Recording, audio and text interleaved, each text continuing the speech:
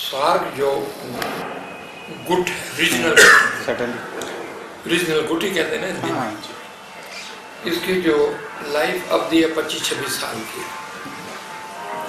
ये 85-86 में शुरू हुआ था, 25-26 साल हो गए हैं। 25-26 सालों में सार्क कंट्री पहले 7 होती थी, अब 8 हो गई हैं। अफगानिस्तान भी साथ मिल गया।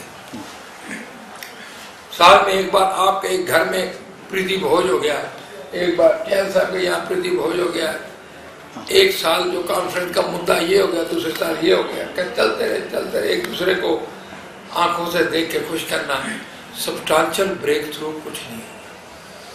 ये जो सार्क गुट है मल्टीलेटरल गुट है, लेकिन जब कभी मीडिया दी तो बायलेटरल, इंडिया पाकिस्तान डोमिनेट कर, उनके जो बायलेटरल रिलेशन है तो पिछले 25-26 से कोई सब्सटेंशियल ब्रेक थ्रू नहीं। मुद्दे वहीं के वहीं, ओकेजनली कभी ठूठा भी हो जाता था।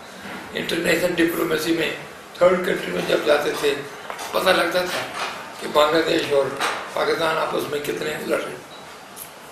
2005 में आइडिया आया डॉक्टर मनमोहन सिंह, भाई ये इनको उसको कहते हैं ना diplomatic track 2 diplomacy, track 1 diplomacy, कि एक नया ट्रैक खोलना चाहिए। डिप्लोमेटिक ट्रैक नहीं, ट्रैक का नाम। तो करते करते सो ये ख्याल आया कि क्यों ना एक ऐसी विश्वविद्यालय बनाया जाए जहाँ पर 8 देशों के बच्चे भी हों पढ़े आके, 8 देशों के टीचर भी आके पढ़े। करिकुलम उनका जैसे आपकी यूनिवर्सिटी में क्या कहते हैं, मोहनलाल सुखाड़िया यूनिवर्सिटी में मैं इकोनॉमिक्स की एग्जाम्पल देता हूँ। जो उनका सिलेबस है, हमारी यूनिवर्सिटी का सिलेबस बिल्कुल उससे मुख्तलिफ होना चाहिए। पढ़ाएंगे इकोनॉमिक्स ही, लेकिन इकोनॉमिक्स इस पॉइंट ऑफ व्यू से पढ़ाएंगे कि जो साउथ एशियन रीजन के बच्चे हैं उनको ग्रिप आ जाएगा वर्ल्ड लेवल पर क्या क्या इश्यूज हैं, South Asia as a region, उन इश्यूज को किस तरीके से फेस कर सकते। उन इश्यूज को फेस करने के लिए हिंदुस्तानी ना रहे, पाकिस्तानी बच्चा पाकिस्तानी ना रहे, साउथ इंडियन स्टूडेंट बन जाए, साउथ इंडियन सिटीजन बन जाए, साउथ इंडियन पॉलिसी मेकर बन जाए। इस मुद्दा से उन्होंने आइडिया दिया। हर साल आपको पता है सार्क हेड्स ऑफ स्टेट की मीटिंग होती है। 2005 में उन्होंने आइडिया छेड़ दिया, भाई ये सारे मुल्कों ने वेलकम किया। अगले साल ही एक एग्रीमेंट साइन हो गया जिसको बड़ा प्रॉपर हिस्टोरिकल नाम देते हैं, एग्रीमेंट कहते हैं। Foreign minister of all the 8 countries sign it, चल पड़ा। उसके बाद आपको अच्छी तरह से पता, आपको बताने की जरूरत नहीं कि जब कभी बंदर बांट होती है ना, बंदर बांट, तो बंदर लड़ते हैं आपस में। आइडिया आ गया भाई ये साउथ एशियन यूनिवर्सिटी बनेगी, इंडिया बनाएगा, इंडिया योगदान देगा, इंडिया ये पैसे लगाएगा, इंडिया जमीन। तो 2 मिनिस्ट्रियों में आपस में लड़ाई झगड़ा हो गया। कौन सी मिनिस्ट्री हो सकती है आप जानते हैं? MHRD और ministry of external affairs, foreign affairs. 1.5 साल ये झगड़ा चलता रहा कि साउथ एशियन यूनिवर्सिटी किसके साथ टैग करे। MHRD वाले कहे जी हमें तो इतने हम तो बड़े सुप्रीम आदमी हैं। करते करते अल्टीमेटली कैबिनेट ने डिसाइड किया कि इस यूनिवर्सिटी को ना एक के साथ ना दूसरे के साथ, ये होगी ऑटोनोमस होगी, इंडिपेंडेंट, लेकिन इसका पैसा, इसके फंडिंग जो है वो मिनिस्ट्री ऑफ एक्सटर्नल अफेयर्स से आए। इसलिए हमारा UGC के साथ कुछ लेना देना नहीं। हमारा मिनिस्ट्री ऑफ एक्सटर्नल अफेयर हमको पैसे देती है, लेकिन वो बात फिर मुद्दा ये है कि इस यूनिवर्सिटी को चलाने के लिए आदमी कहाँ से आए, क्योंकि ये तो वो आदमी चाहिए जो पाकिस्तानियों के साथ भी जब भी मार के मेल जुल के बात कर सके, बांग्लादेश पाकिस्तानियों को इकट्ठा बैठा सके, दोनों को कर सके।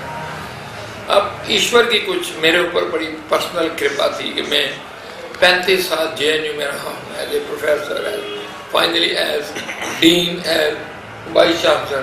तो JNU की ट्रेनिंग जो है ना वो बड़ी काम आती है। मैं आपको बताऊँ, मैं उस वक्त प्रधानमंत्री जी के इकोनॉमिक एडवाइजरी काउंसिल का मेंबर भी था। मेरा formal rank minister of state था, लेकिन प्रधानमंत्री जी ने कहा कि गोपाल कृष्ण चड्ढा जी आप हमें एडवाइस देनी बंद कीजिए और ये यूनिवर्सिटी को गठन करने का काम आप शुरू करिए। तो मैं सही मैं बताता हूँ, मैं बहुत खुश हुआ, क्योंकि ये मेरा कप ऑफ टी है, ये मेरी। आपने ये भी सुना होगा अखबारों में कि एक और यूनिवर्सिटी ऐसी बनने की कोशिश की जा रही है, नालंदा, पत्रकारों से। نالندہ کا ابھی تک ایک اینٹ نہیں رکھی گئی کیونکہ غلط آدمی کی چوائس ہو گئی. ہماری ایشور کی کرپا سے، آپ لوگوں کے پروپکار سے، دعا سے 8 دیشوں میں ایکیڈیمک ایکسیپٹیبلٹی ہونی بڑی ضروری ہوتی ہے. کیونکہ میں ایز پروفیسر کئی پیپر لکھے، کئی کتابیں لکھی، پاکستان کا اسکالر بھی جانتا ہے، بنگلہ دیش کا بھی جانتا ہے. It took 5 minutes for them to decide کہ ہمارا جو اس یونیورسٹی کا کرتا دھرتا ہوگا وہ جی کے چھٹا ہوگا. ساری چیز میرے ہاتھ میں دے دی تو کر کرا کے ہم 2-2.5 سال ہو گئے ہیں. اب ہمارے پاس 250 بچے ہیں، 8 دیشوں سے ہیں.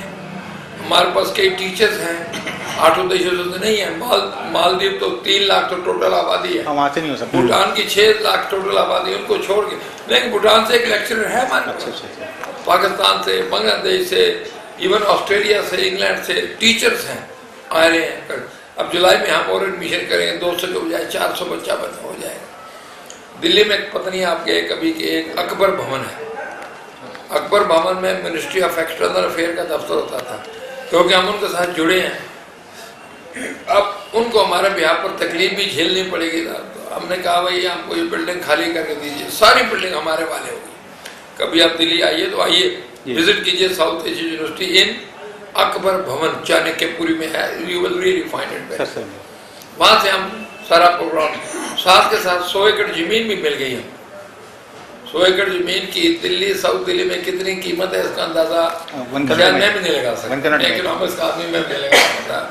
لیکن گورنمنٹ نے کہا کہ کروڑوں روپے، اربوں روپے جو لڑائی جھگڑے میں دیر دیر سے ہم چل رہے ہیں، اگر ٹریک 2 ڈپلومیسی کامیاب ہو جائے، اگر پاکستانی، ہندوستانی، بنگلہ دیشی، افغانستانی بچے اکٹھے بیٹھ کے سبق اکٹھا سیکھیں، اکٹھا آرگو کریں. ایجوکیشن انسٹیٹیوشن یونیورسٹیوں کی سب سے خوبصورتی یہی ہوتی ہے کہ وی پروڈیوس آرگومنٹیٹیو ایجنٹس. جو آرگومنٹ نہ کر سکے وہ یونیورسٹی پروڈکٹ ہو ہی نہیں سکتا. ڈم تھوڑے آدمی ہم پروڈیوس کر رہے ہیں کہ تو بیٹا بیٹھ جائے بیٹھ گیا، بیٹا کھڑا ہو جائے کھڑا، وہ نہیں یونیورسٹی پروڈکٹ. آرگو کرو and some agreement, some consensus emerges out of argument. وہ صحیح نالج ہوتی ہے، ٹیسٹڈ نالج ہوتی ہے، اپلیکیبل ہوتی ہے. کیونکہ آپ، یہی ہماری کوشش ہے. لیکن اس میں کئی مشکلات ہیں. آپ اندازہ لگائیے اچھے ٹیچر ملنا. اچھا، سب 8 دیشوں نے یہ کہا کہ چڈا صاحب آپ لیکچرر کو، ریڈر کو، پروفیسر کو جتنے پیسے دینا چاہتے ہیں دیجیے. کھلی ڈور دے دی میرے ہاتھ میں. آپ اندازہ نہیں لگا سکتے. آپ کہہ رہے تھے نا یو جی سی کا سی ایس کے بعد میرے یہاں لیکچرر کو 1.5 لاکھ روپے ملتے ہیں پر منتھ. جی پر یہ